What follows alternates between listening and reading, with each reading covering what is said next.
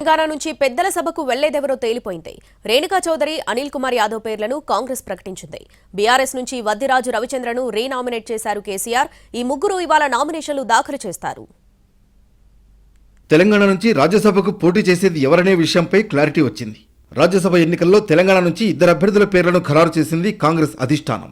కేంద్ర మాజీ మంత్రి, సీనియర్ నేత రేణుకా చౌదరితో పాటు యువనేత అనిల్ కుమార్ యాదవ్కు టికెట్ కన్ఫర్మ్ చేసింది. పాలిటిక్స్లో ఫైర్ బ్రాండ్గా రేణుకా చౌదరికి పేరుంది. 1984లో టీడీపీ నుంచి రాజకీయాల్లోకి అరంగేట్రం చేశారు. 1986లో హైదరాబాద్ నుంచి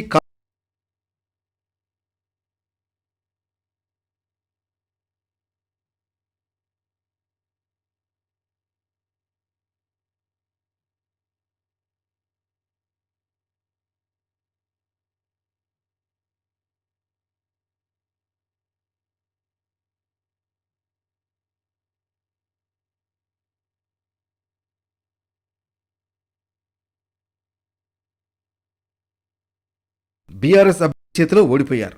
2023లో టికెట్ రాలేదు.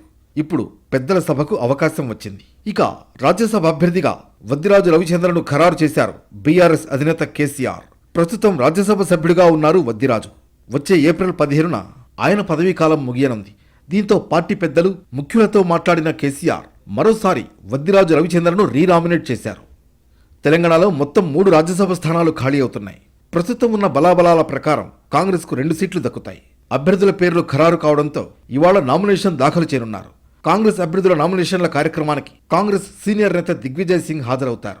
అటు బీఆర్ఎస్ అభ్యర్థి రవిచంద్ర కూడా నామినేషన్ వేస్తారు. ఈ నెల 27న ఎన్నికలు జరుగుతాయి.